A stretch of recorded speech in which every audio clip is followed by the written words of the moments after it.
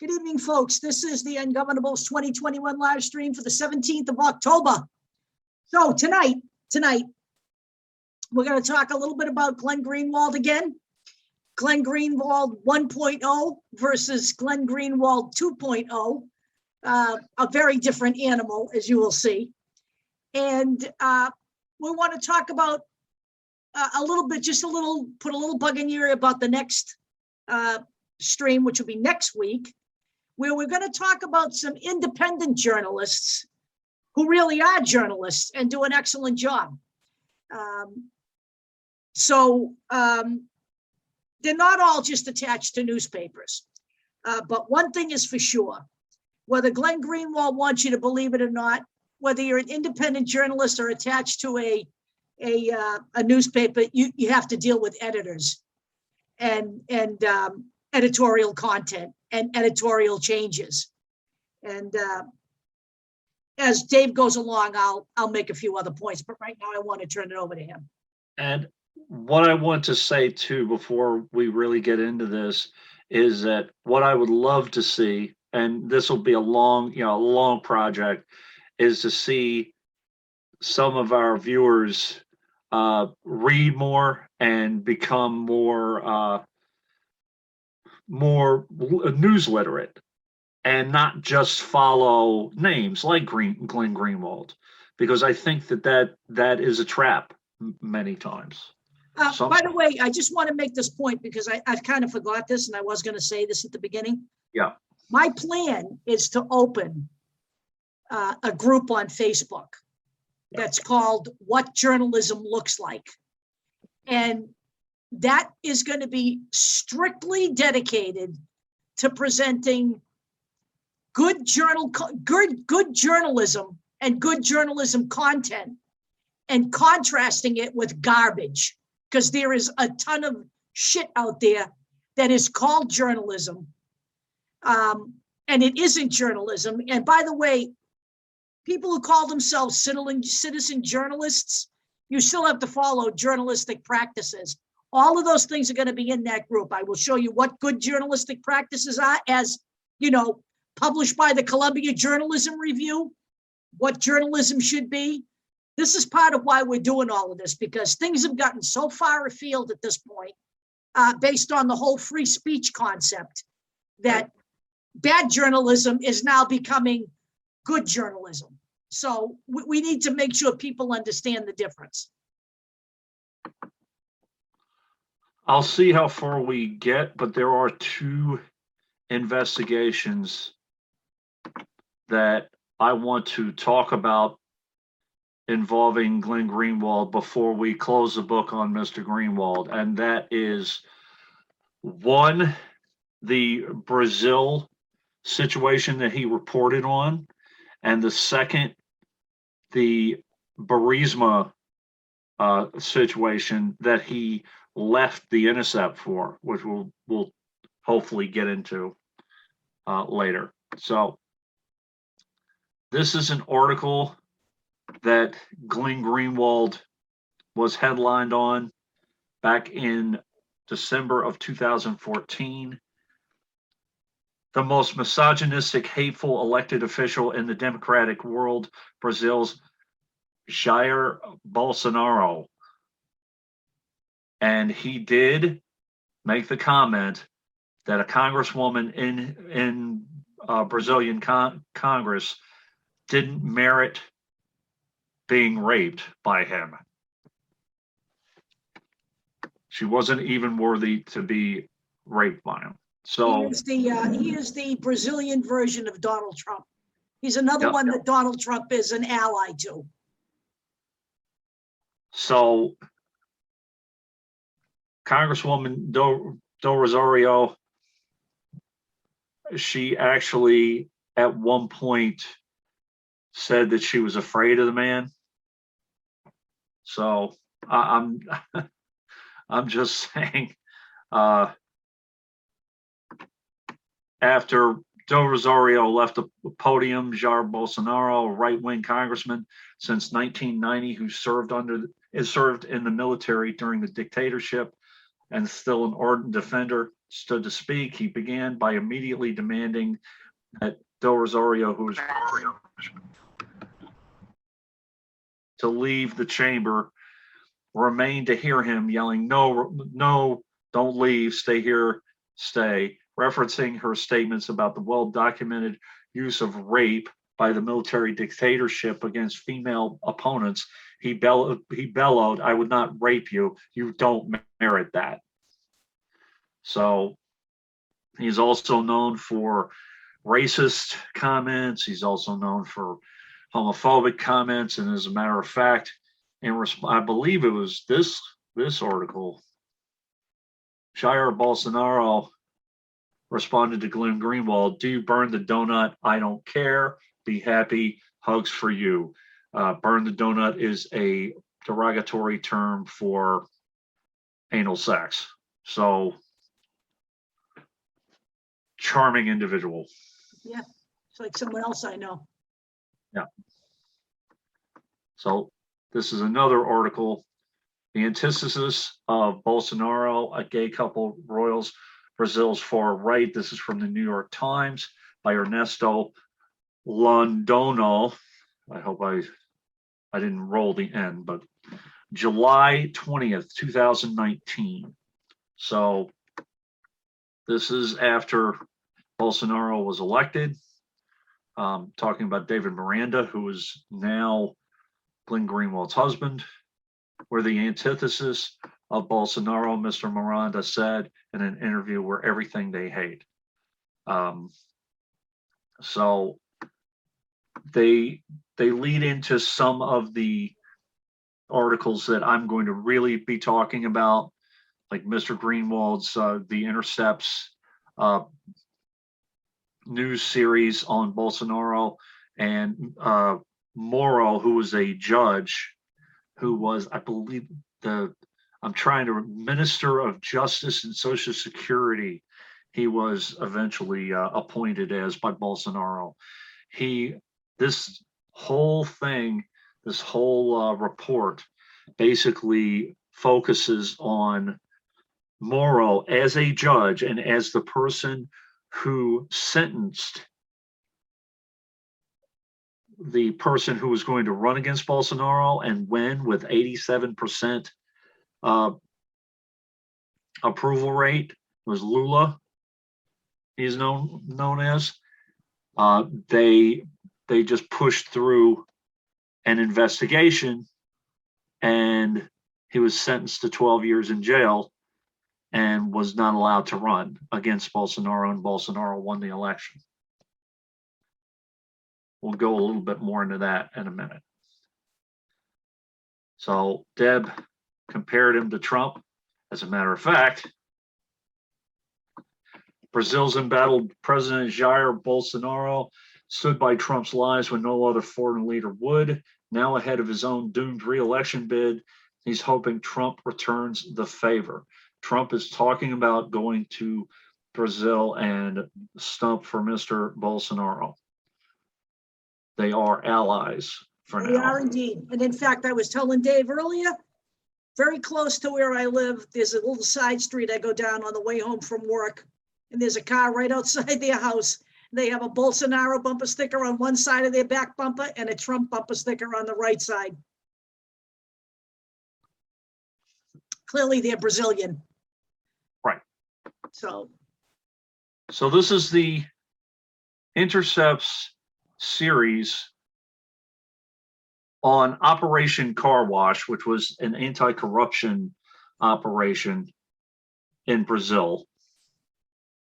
So this is the introduction, but there are, I believe, 16 of these stories. They're relatively short. How and why the Intercept is reporting on a vast trove of materials about Brazil's Operation Car Wash and Justice Ministers Sergio Moro. Now, a lot of this information is phone conversations and things of that nature.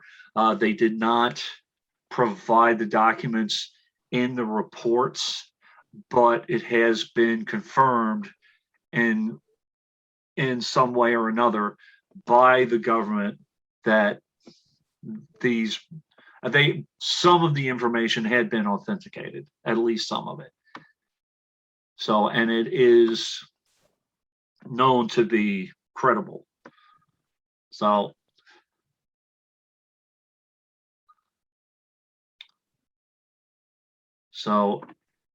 the Intercept Brazil published 3 explosive exposés showing highly controversial, politicized, and legally dubious internal discussions and secret actions by the Operation Anti-Corruption Task Force of prosecutors. The lead prosecutor is Delton Dallagnol, along with then Judge Sergio Moro.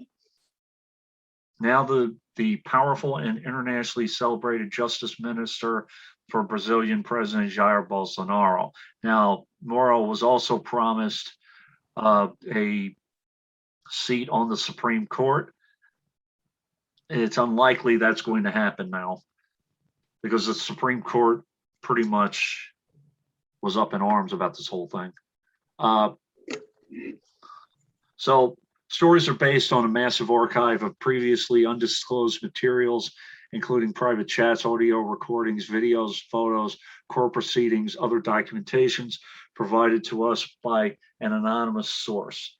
They reveal serious wrongdoing, unethical behavior, and systematic deceit about which the public, both in Brazil and internationally, has the right to know. And to the best of my knowledge, I know that at least 4 people were investigated in terms of wiretapping, but none of them, from what I've seen, were blown sources by the Intercept.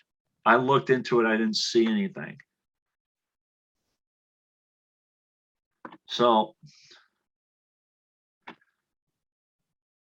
this is merely the beginning of what we intend to be an ongoing journalistic investigation using the archive of material into the car wash corruption probe, Moro's action when he was a judge, and those of the prosecutor Dallagnol, and the conduct of numerous individuals who continue to wield great political and economic power, both inside Brazil and other countries. Beyond the inherent political, economic, and environmental importance of Brazil under Bolsonaro, the significance of these revelations arises from the incomparably consequential actions of the years-long car wash corruption probe. The sweeping scandal implicated numerous leading political figures, oligarchs, Bolsonaro's predecessor as president, and even foreign leaders. So most importantly, car wash was the investigative saga that led to the imprisonment of former President Luiz Inácio Lula da Silva. I'm going to call him Lula from now on because it's easy for me. Lula, and they do it too. Lula's conviction by Moro, once it was quickly affirmed by an appellate court, and by the way, the person who laid down the sentence was none other than Moro, rendered him ineligible to run for president at a time when all polls showed that Lula, who was twice elected president by large margins in 2002 and 2006, long before being term limited out of office in 2010, with an 87% approval rating, was a front runner in the 2018 race. So I guess, there's a term limit, and then you have to wait a certain amount of time, and then you can run again. Right.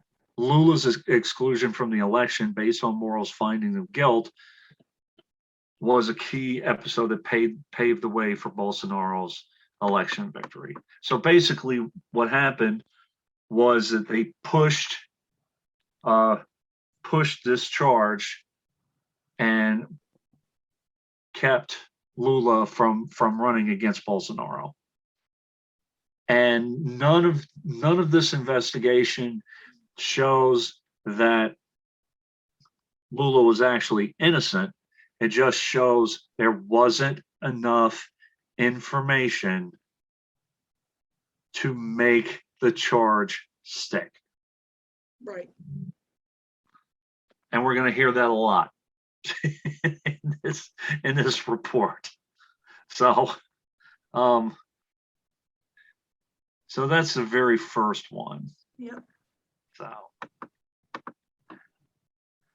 and I'm going to go through a couple more. Here we go.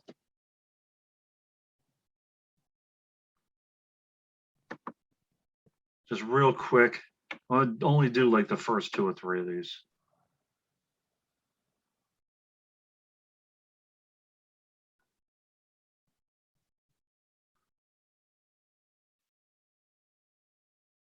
Okay, this is basically showing, different conversations.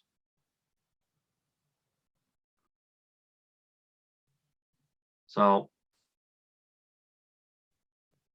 here we go. New archive of documents, some of which are being published today in other articles by the Intercept and Intercept Brazil, cast considerable doubts on the denials of the prosecutors. Indeed, many of these documents show improper and unethical plotting between Dallagnol and Morrow. Remember, Morrow is the judge.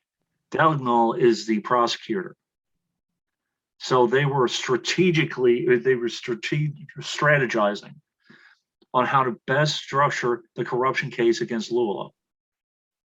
Although Morrow was legally required to judge the case as a neutral arbiter. Other documents include private admissions among the prosecutors that the evidence proving Lula's guilt was lacking. And so the charge, it was a corruption charge of basically bribery.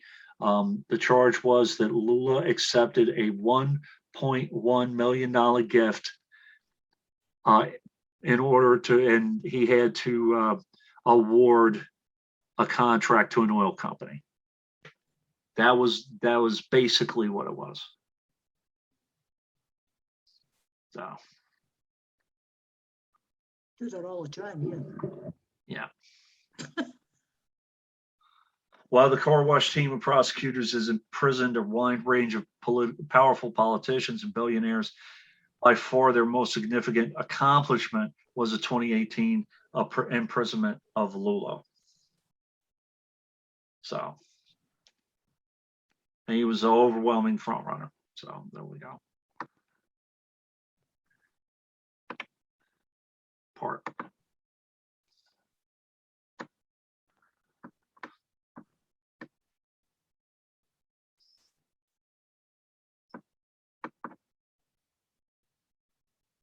Oh, no, it's the wrong one.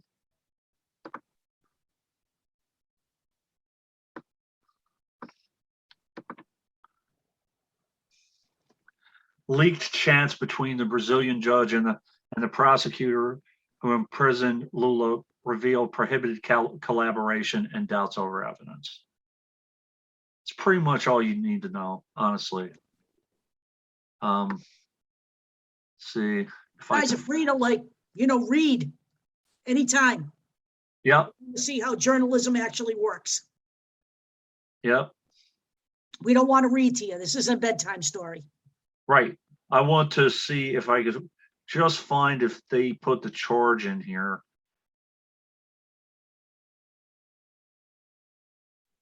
I don't see it, but I know it's in here. And if you guys read, you'll see it. A little bit of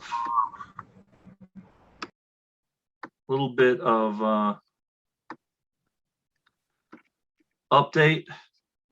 Judge opens the door for Lula da Silva to run in Brazil in 2022. They're not saying that the man is innocent, but they were saying that the prosecution of Lula da Silva was faulty, to say the least. Sure, that makes Mr. Bolsonaro uncomfortable. Yep. This was back right after the Intercept report. Bolsonaro claims that his phones were hacked. Makes sense that they would be, seeing that all these leaks came out. And then Brazilian prosecutors accused Glenn Greenwald in the hacking case, and they were trying to charge him of aiding and abetting people in tapping phones. And to the best of my knowledge, Glenn Greenwald is a lawyer. He's not a wiretapper. And we've been through this. We've been through this with Assange. Okay, when you're a journalist, you ask for more information. You see if you can get more information. That's what they did with all the president's men. Right. They kept asking for more. We need this. We need that. You need to get this for me. We need that memo. This is the Committee to Protect Journalists, and they make the case that prosecutors should drop the charges against Greenwald when it came up, because that's what you do, is you ask for more information when an anonymous source comes to you. And by the way, on the 24th, I believe the charge was put in, the 20th or the 22nd. The judge rejects charges against Glenn Greenwald. Yeah. As it should have been. Right. Now, Deb, we're gonna go with everything now. This is David Harsanyi.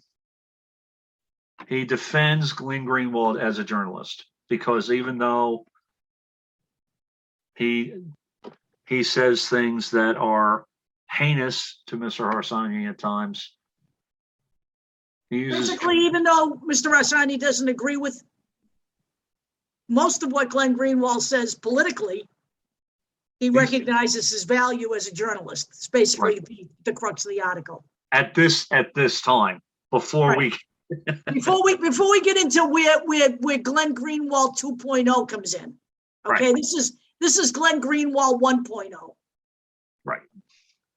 Brazilian prosecutors allege that the writer Glenn Greenwald was a member of a criminal organization who got his hands on compromising conversations between government officials and then disseminated the material to the general public. I allege that Brazilian prosecutors are merely offering the best definition of good journalism. There are very few issues on which I agree with Greenwald. Some of his views I find detestable, actually. But by any reasonable characterization, he's a journalist, and a pretty good one, in fact, which makes 2.0, it's disappointing at best and infuriating at worst, actually. Yeah, I mean, bottom line is Glenn Greenwald's not interested in being a journalist anymore. There are other things at play right now. A pretty good one, in fact. Whether you agree with his conclusions, objectives, or worldview, Greenwald's scoops about the surveillance state changed the way Americans talk about their government. And by the way, I don't think that it's a contradiction that he accepted wiretaps of high officials, because that is different than what Snowden was talking about. High officials should be aware they're being investigated. I'm sorry. The other thing is let's explain something. Glenn Greenwald there were several people tapped by Edward Snowden to publish what he had. Glenn Greenwald was one of them. So Glenn Greenwald did not go out and look for this shit. This shit was basically handed to him. Okay? Just like it was handed to, he's not the only person that broke stories. Okay? Barton Gellman broke stories. The Washington Post also won a Pulitzer Prize. You know, let's be honest about things here. There were more than one person involved. Laura Poitras won an Academy Award for that. Right. So, for her filming of it. Right. So, Citizen4. And by the way, it basically fell in his lap. And yes, he used the information he had. And the Brazil stuff happened to be in his backyard. And he did some good work here. Yes, Greenwald is an ideologically driven writer. So are most American reporters. Though the problem with journalism in the United States isn't as much as ideology as it is unprincipled partisanship, which flows like a torrent in one direction. And yes, Greenwald's husband, David Miranda, is an elected official with the opposition left-wing Socialism and Liberty Party. All of that matters, but none of it undermines the veracity of the conversations that Greenwald uncovered.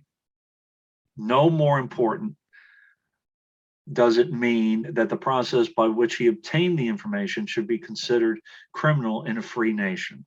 Right. Now, this is where our praise of Mr. Greenwald will stop. Mr. Greenwald uncovered some corruption or some shady dealings with the court system in Brazil. These people, they found possible evidence of misdeeds, and they pushed through and they prosecuted, including but not limited to a high official who would have defeated Bolsonaro, who they were working for, okay, in Lula. So that was wrong, and Glenn Greenwald exposed that.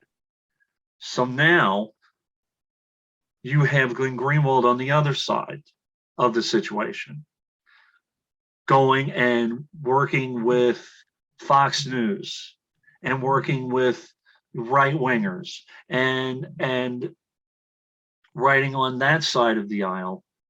And I will argue doing very similar things to what Moro did and to what Bolsonaro did. What's the difference? And by the way, he exposed the surveillance of the United States, and then published private conversations between him and Chelsea Manning. So again, what's the difference? So here we go. Here's the crux of the Burisma stuff. And when Deb and I first started talking about this, Deb was like, oh man, this might have some legs. And Deb and I, over time, we realized this is just more political posturing. It is, actually. We have Christopher Miller, who is an independent researcher and journalist, who has been a correspondent from Eastern Europe for more than a decade. He's worked for BuzzFeed News, Radio Free Europe, Radio Liberty, Politico, The Guardian, Vice News, The Atlantic, The Times, The Telegraph, and CNN. So let me just say that this guy has credentials. And as a freelance journalist, I can promise you he has had to deal with every single outlet's editorial board in order to get his material published. And I'm maintaining that Glenn Greenwald didn't want anybody to touch his material. I believe that he just wanted to be able to write freely anything he wanted at any time. And he took personal exception to anyone levying any kind of criticism to his work. That's part of the game. Right. Okay. What I will say about independent journalists as well is that many of them have specialties.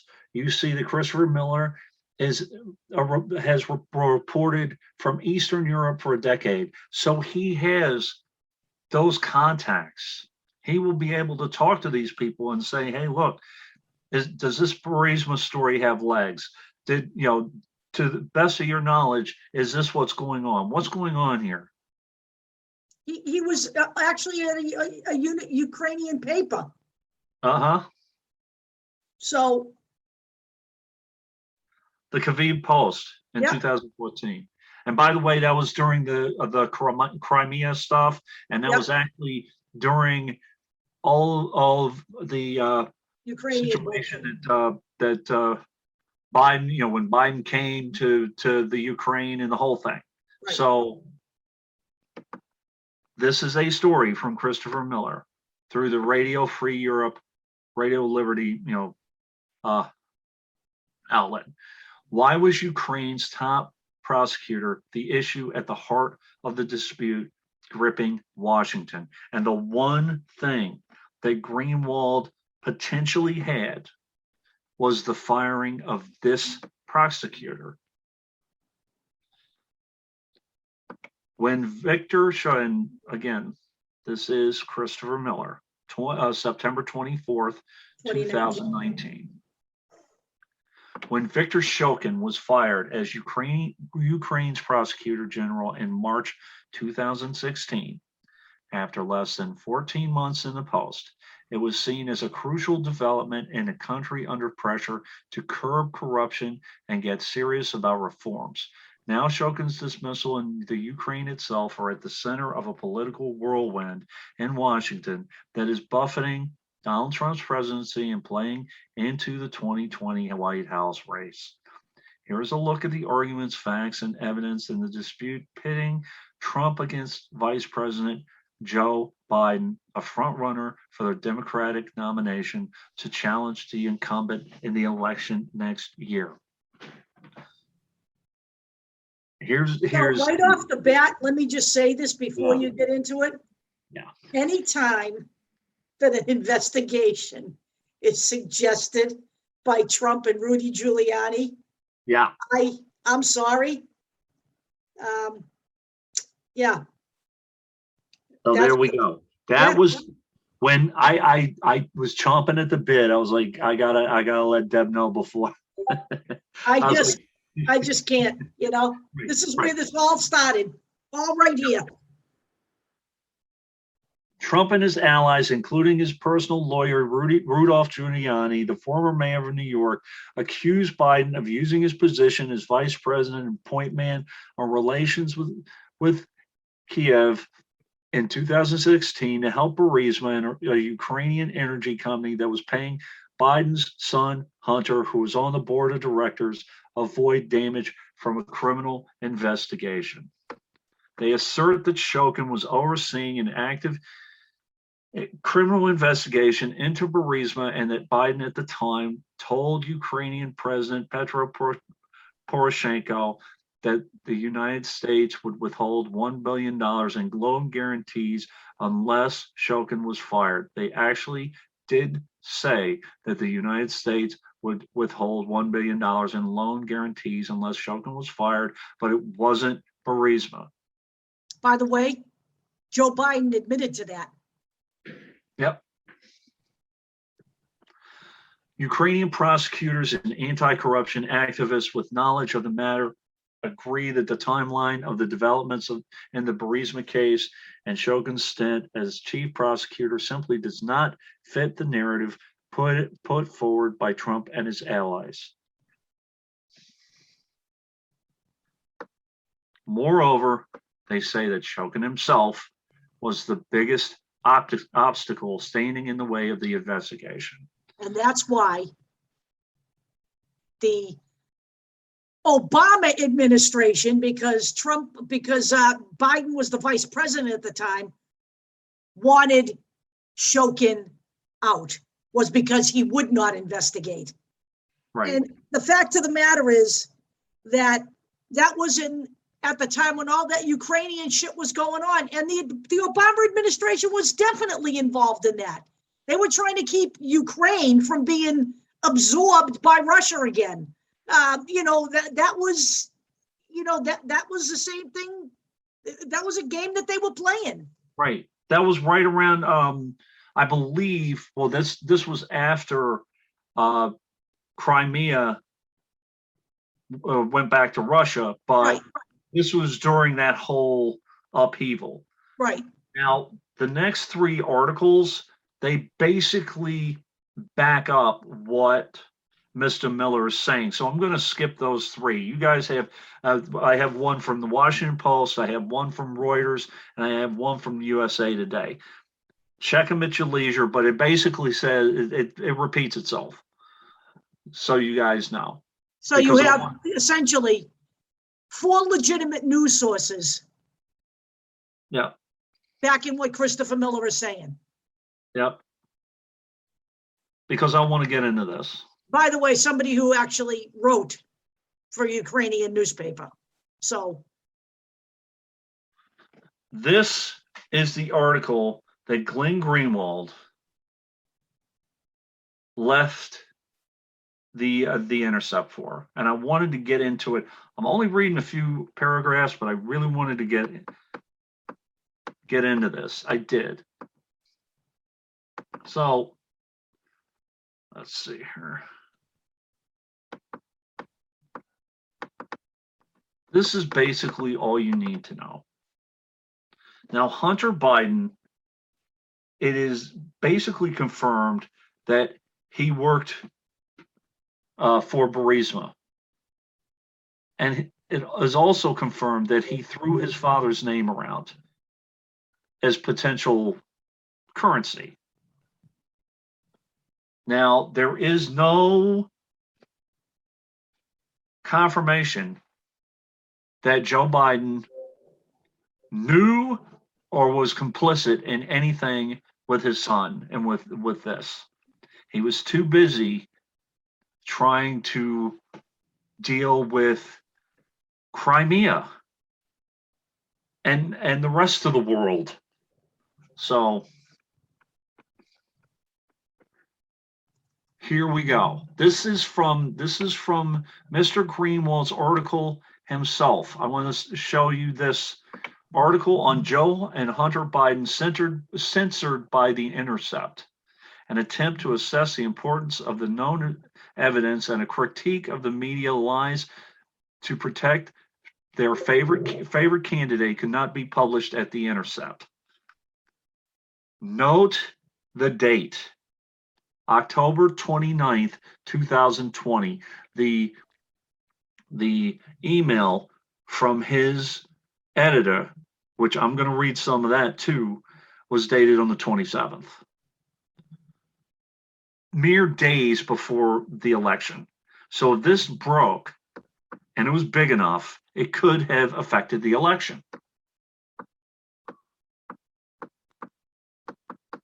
Not that people. And in the meantime, he's parlaying this into censorship.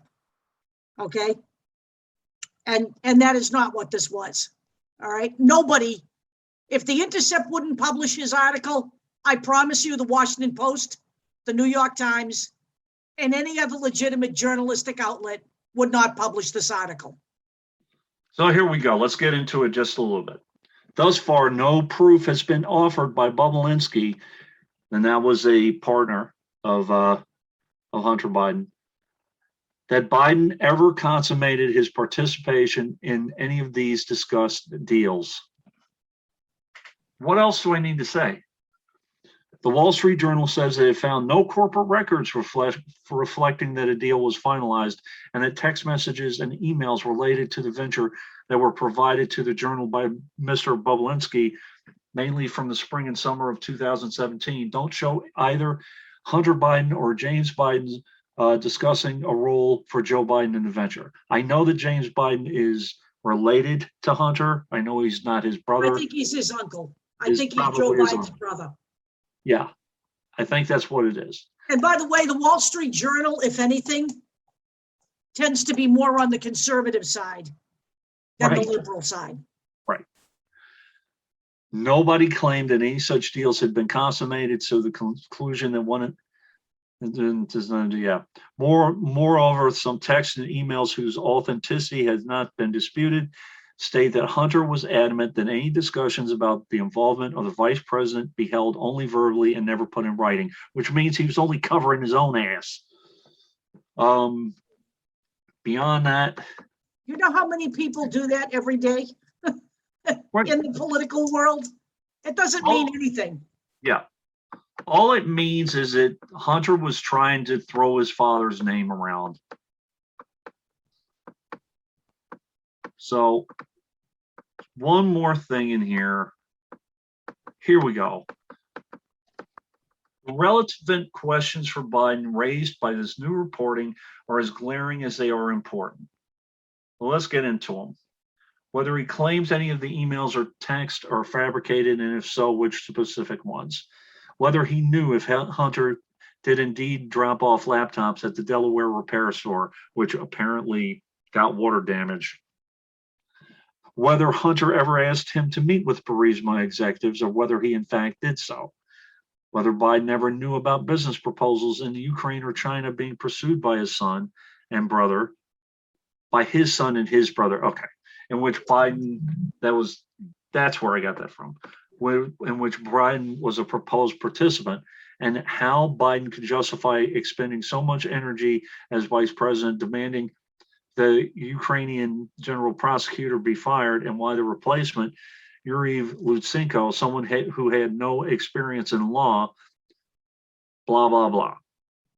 So, Well, then go ahead and ask him the questions.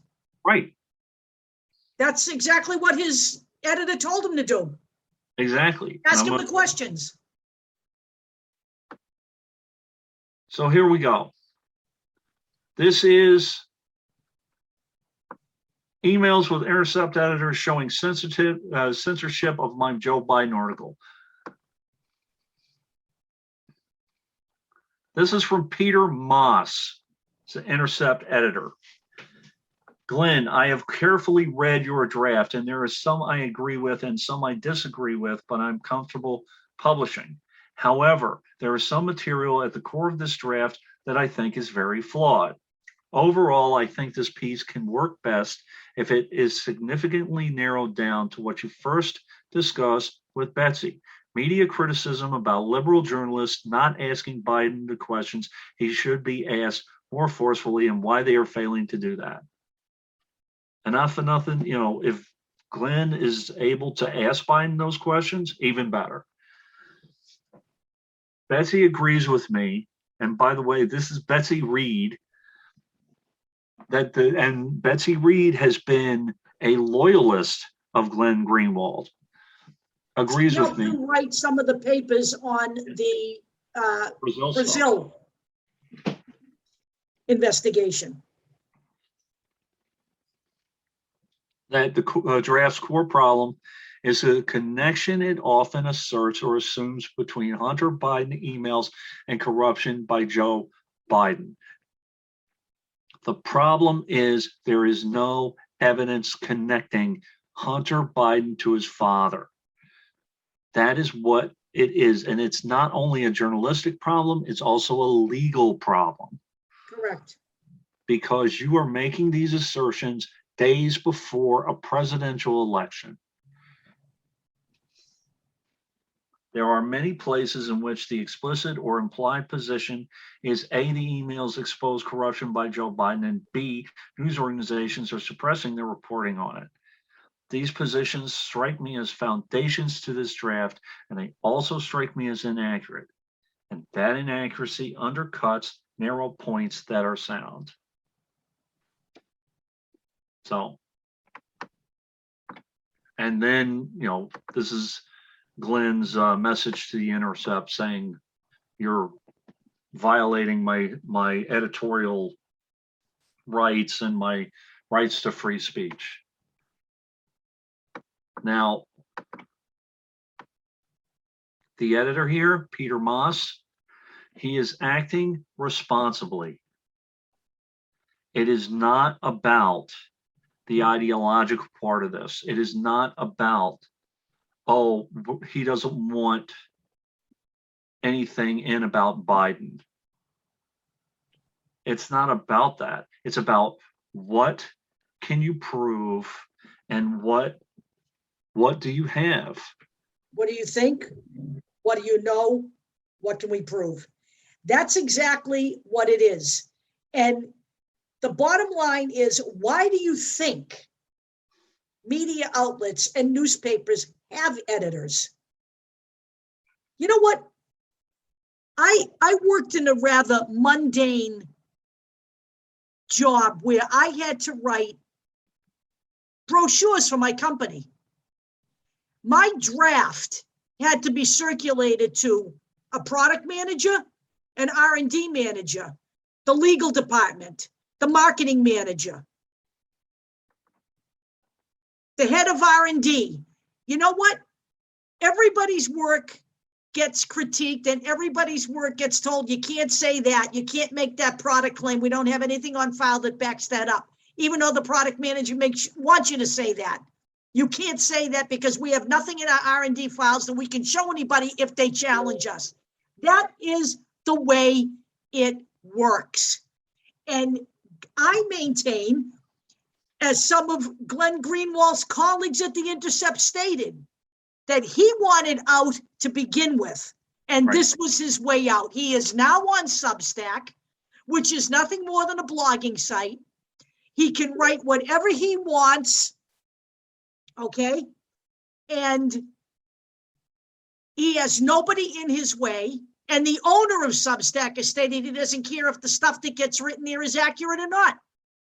So the reality is that he was making $500,000 working for the Intercept, but you know, his friend Matt Taibbi left the Intercept because he could make $1 million on Substack monetizing his work. So people pay to read Glenn Greenwald now. Yeah, So- what's the last name? What's Judd's last name? Legum, Legum, I believe. All right, hold on. Yep, that's his name. So, hold on. This is what we are planning on doing. This is one person. Judd Legum, okay.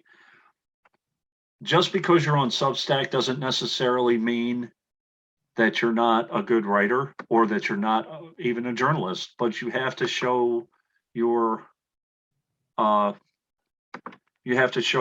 And Deb told me, take a look at this guy, okay, and look at his work and look at his sources and everything else. There are good journalists out there that we don't know about, or that many of us don't know about. And sometimes they're overshadowed by the Glenn Greenwalds of the world. And the people who suck all the air out of the room because they're looking for the attention. Where the hell am I? Oh, there I am. So I just wanted to bring that up. By the way, I discovered him. I don't pay for his material, Right. but I get an email from him every day, and he's a really good writer, and he has a lot of really good proof of what he's saying when he writes material, and that's why I pay attention to him. I'm the one that told Dave about him, so and then Dave started looking at him. There's people out there, there are people out there who want to build a brand, and I maintain that's where Glenn Greenwald is right now, okay? Right. In fact, the article, and I will put it in just at the end of this video. I'll put it as the very last reference. There's an article that I came across today. I was laughing about it, and I told Dave, is Kristen Sinema the Glenn Greenwald of the Senate? That's exactly, they're saying she hated the liberals when she was, to the left of the Democrats in the Green Party. She hated the fact that they weren't liberal enough. Now she hates the Democrats from the right. So right. She shifted into the right, to the right wing. As far as I'm concerned, she's taking donations from GOP donors that donated to Trump, and again, Glenn Greenwald wants his day in the limelight. He's got his stint on Fox News. He says he would go on MSNBC if they'd invite him. He's fucking radioactive. Nobody wants to touch Glenn Greenwald right now, and I don't think he could shop that Hunter Biden article anywhere. As it is, I don't believe anybody would publish that bullshit.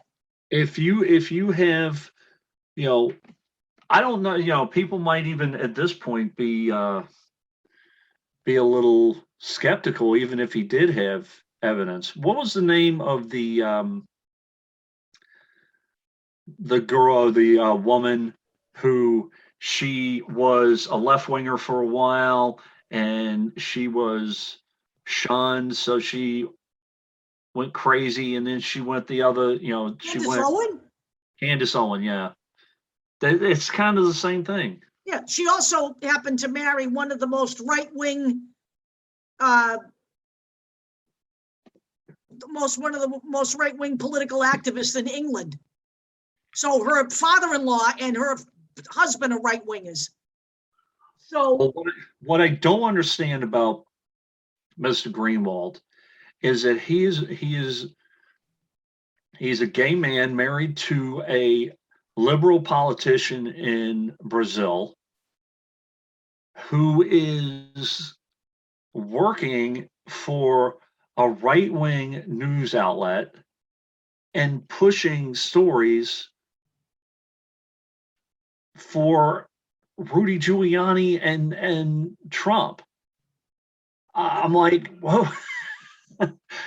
Listen, if the evidence is there, the evidence is there, but it's not there. So why are you, but is it just this free speech? What? He's been away from the Intercept now, and he's been on Substack for some months.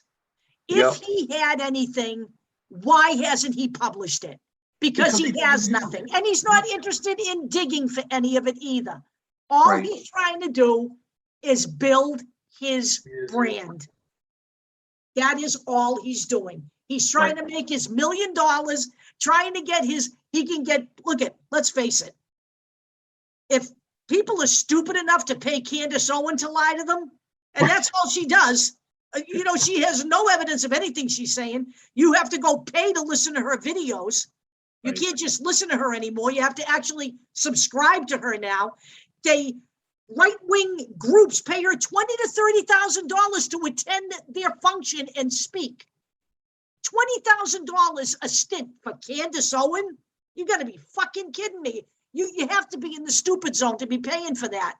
People can lie to you for free all day long. One more thing I really have to mention. Anyone believing that Substack by itself is a legitimate source, or Medium by itself is a legitimate source, it isn't. It is a blogging site. Both like of my them. blogging site. Yeah. That's what I do. I blog. I'm not claiming to be a journalist. Right. Now, if Deb has sources in her material, use those sources. That's right. Don't use my site. Use their sources. That's what they're there for. I always have sources, or I don't write. Right. So what I saw, and I hate even using the guy's name, Russell Brand, using Substack as a source. It's a blog. Just look at what Glenn Greenwald said. That's all it means. Just because Glenn Greenwald said something doesn't mean it's gospel. Right. Especially by the way, Caitlin Johnstone's not a journalist either. She's a blogger. Right. Although there was a reference that she gave that I actually used because there was cited material. Exactly. I'm not saying that she doesn't use cited material. I'm saying she's not an investigative journalist. She's a Right. blogger of existing material. I don't go out and dig through Burisma documents on my own. All right. I don't go calling up Viktor Poroshenko and asking him to deliver documents to me. That's what journalists do. I'm not that. Right. Okay. I don't have the fucking strength for that. Right. I'm too old for that now. By the way, investigation is in all different parts of the world. Or all different occupations. As a union representative, I can't make a claim. I know of people who've been fired for things like this. Joe was seen doing mail handler work. He's a clerk. He was doing mail handler work for 8 hours, and Joe was off that day. Or, having somebody sign a document when they weren't there, when they were like hurt and out for 2 weeks or something. You have to ethically provide information, provide documents, provide statements from people.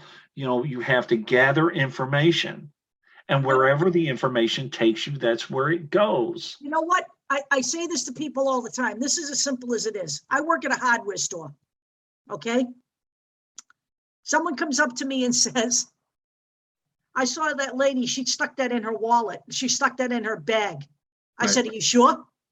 Because I can't stop anybody and accuse them unless you're absolutely positive. I said, and I won't. And I would have to be able to go upstairs and back that up on the camera. On video, yeah. It is the way it is. It is the way it is. There's no question about it. At the time, the cameras weren't working. So, I said, there's no way I'm sticking my neck out like that. Right. And you might say, you know what? I know this lady is stealing. I see it. I just know it. You just knowing it and it actually you being able to prove it, they're two different things. And by the way, maybe Glenn Greenwald is like, I know he's doing this. I know it. It's burying in my craw.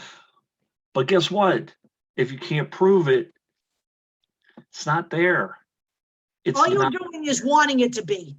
And that's, that's the way it is. I mean, we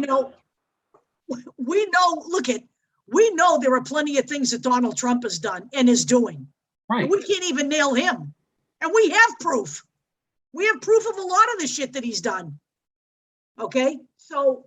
Oh, one last thing before we go. I would like to apologize for at least my participation in calling Mr. Biden a sexual predator before the election, because even though you might have your suspicions, it hasn't been proven yet. You know what? And I also fell into that. We all fell into that trap. We did. Yeah. And I've said this before. This is not the first time I'm saying it. We all fell into that trap. And I'll say this again. If something has happened, the people that it has happened to need to come forward and make it so. Because until that time comes, you can't run a legal system based on innuendo. It just doesn't work that way. That's not the way it was created. Look, we have 26 credible claims against Donald Trump. Okay. We know that in spite of what he said, he was much friendlier with our friend Jeffrey Epstein than he let on. We now have articles out there that Steve Bannon went and met with Epstein to figure out if he had anything on Trump that might hurt him before the election. You know what? That's all well and good. But until somebody is willing to go in, for example, You know, there are women against Epstein, okay? Victoria Giuffre is the one who's taken Prince Andrew to court. She's the one that filed against one of the most powerful families in the world. And she's going for it, okay? Because she was trafficked to him. That's what she believes. So I have to say this too. No matter how much, and there is a reasonable preponderance of evidence where you just go, you know what? Yeah, this happened.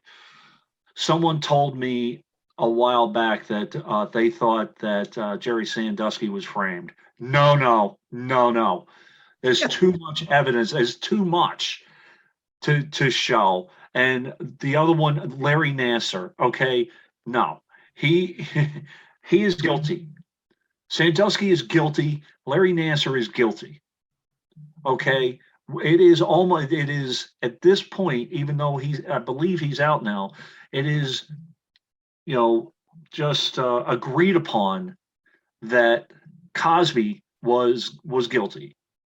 Okay, it gets to a point where it's just so many, that no, and over the amount of time, but at the same time, you have to condemn Coach Paterno in that whole thing too. yeah, you do. You can't tell me he didn't know. By the way, there are students out there who went to him and he told them, I don't have time for this. I'm trying to win a national championship. Right. That's a corroborated fact. Okay. Nor that documentary, someone flew a plane and it said, "Take down the statue of Paterno or we will." Yep. It was some documentary about it. Yep. Yeah, they did, I think. They did take it down. Yeah. So anyway, that's it. I'm going to shut this down. Yep. Just so you know, I'm going to stop the recording. So, and we will be back next week with Judd and some other people. Real journalists, not talking heads. So I'm stopping the recording right this minute. Ready?